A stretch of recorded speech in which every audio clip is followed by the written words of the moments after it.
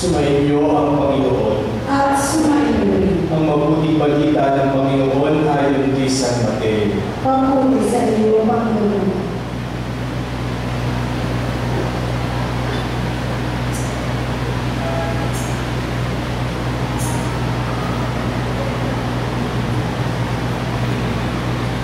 Noong panahon iyon, umuwi si Jesus sa kanyang bayan at nagturo sa kanilang sinagoga.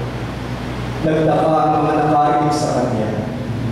Sabi nila, saan kumuha ng karunungan ng taong ito? Paano siya nakagagawa ng kapabalaghan? Hindi ba ito ang anak ng karpintero? Hindi ba si Maria ang kanyang ina at sina Santiago, Jose, Simon at Judas ang kanyang mga kapatid na lalaki? At dito nakatira ang kanyang mga kapatid na babae, hindi ba? Saan niya natutunan ang lahat ng ito? At ayaw nilang kilalanin siya. Kaya sinabi ni Jesus sa kanila, ang propeta ay ginagalang kahit saan, liban sa kanyang sarili bayan at sa kanyang sarili sambahayan. At dahil sa di na pagsampalataya, hindi siya lumawa roon ng maraming kababalaghan. Ang mabuting balita ng Panginoon. Pinupuri ka namin, Panginoong Jesucristo. Pumupunan namin. Magandang gabi po sa inyong lahat. Mga minamahal na kapatid, dalawang tulog na lamang at fiesta na ninyo. Kaya naman ngayon pa lamang ay nais na kayong batiin ng isang maligayang fiesta sa komunidad ni San Juan Maria Vianney dito sa Makati. At dapat naman talaga ang ating kapistahan ay maging masaya.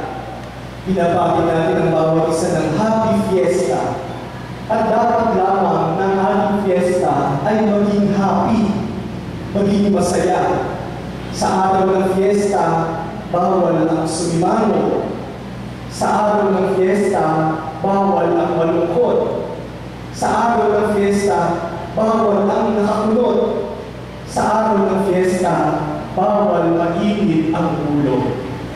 Sa araw ng fiesta, dapat lahat tayo masaya, sapagkat lahat tayo dapat nagdiriwang, lahat tayo dapat nagpapasalamat sa Diyos, lahat tayo nagbibigay ng papuri sa Diyos sa kanyang handog sa atin, kay San Juan Maria Vianney na ating patron at sa ating komunidad din. Sa araw ng fiesta, dapat lahat tayo maging masaya. Pero hindi lamang kasiyahan ang dapat maging katamian ng ating mga pagdiriwang. Sa araw ng fiesta, dapat ang ating pagdiriwang din ay maging makahulugan. Kasi bakit ba tayo nagfe-fiesta? Ano ba ang dahilan ng ating pagpipista? Para lamang ba magkaroon ng dahilan upang magkainan, magsayaw, magdiwang? Para lamang ba tayo magkaroon ng dahilan para magdiwang bilang isang parokya?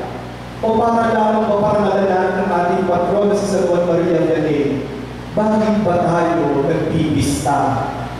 Oo, para tayo magdiwang, para malalaan ng ating patron, pero hindi lamang ito ang dahilan. Ang dahilan ng ating pagdiriwang ay upang sa pamamagitan ng ating mga pagdiriwang ay makatagpo natin ang Panginoon. Mas lalong lumalim ang ating ugnayan sa Diyos. Mas lalong tayong mapalapit sa Kanya at ang ating buhay ay makaisa niya. Yan po mga minamahal na mga kapatid ang dahilan ng ating pagpipista. Yan ang halaga ng ating pagpipista. Sa ating unang pagbasa ngayon, narinig natin kung paano inutos ng Panginoon kay Moises ang mga pista na dapat nagawin ng bayan ng Israel. At napakaraming pista na ibinigay ng Panginoon. Pista ng Paskwa, pista ng tinapay na walang levadura, pista ng mga tolda, pista ng Pentecostes, araw ng pamamahinga, at marami pa. Pero ang lahat ng mga pagdiriwang na ito ay hindi lamang para sabihin sa bayan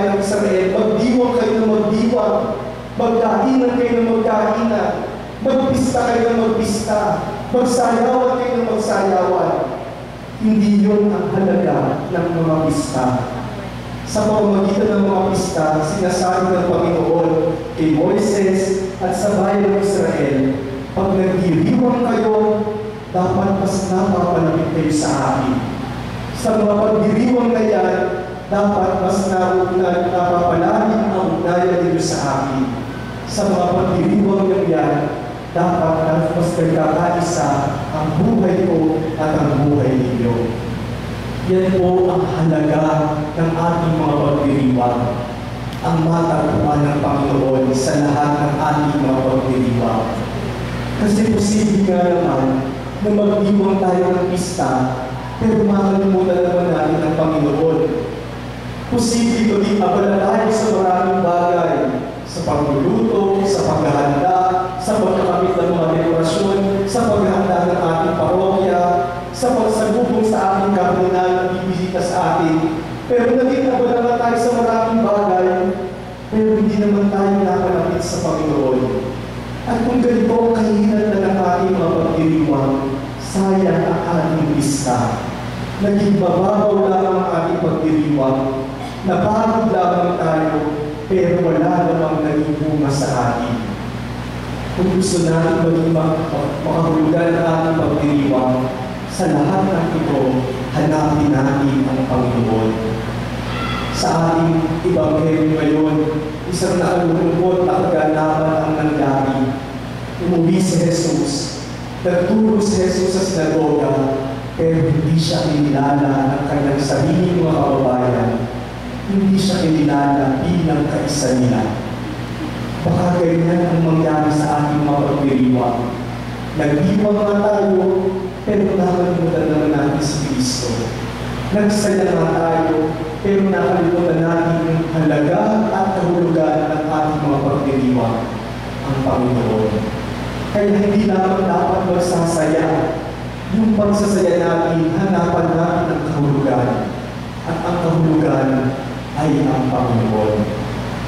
Pero hindi lamang dapat magkaroon ng kahulugan. Kapag nakita natin yung kahulugan ng ating pagdiriwang, dapat yung kahulugan ay mauwi sa bunga. Yung halaga, magkaroon ng bunga.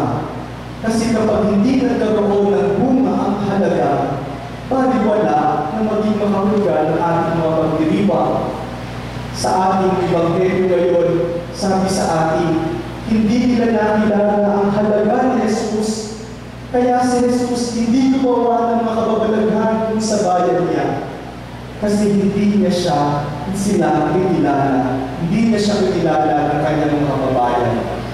Kung panahon din natin hindi kilalanin ang halaga ng Panginoon, wala rin bunga sa ating buhay. Pero kapag nakilala natin ang halaga ng Panginoon, makikita rin natin ang bunga sa ating buhay, ang kanyang paggalaw at ang kanyang biyaya sa ating buhay.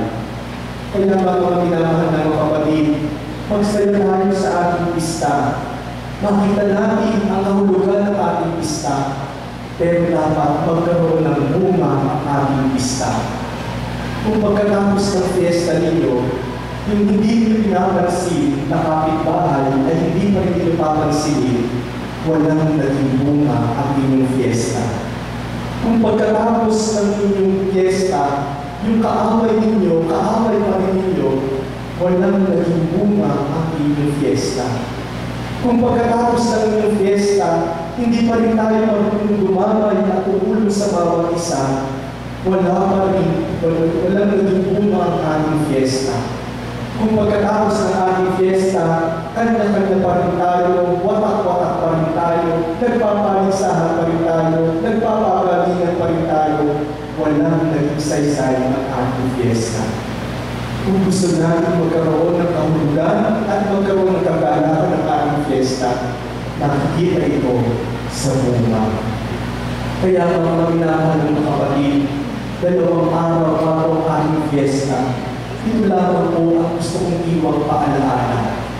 Maging masaya ang ating fiesta. Pero yung kasiyahan ay makakagawa sa pagtuklas sa kahalagahan nito, ang Panginoon. Pero kapag nakita natin ang Panginoon, dapat magkaroon ng bunga ng kabutihan, bunga ng pagmamahalan, bunga ng pagkakaisa, bunga ng kapatawaran. Kaya nga, hindi ko lamang po kayo mababiin ng isang masayang fiesta. Ito bilang isang hiling na biyaya mula sa Panginoon na inyong fiesta nawa ay maging masaya, maging makabuluhan, at maging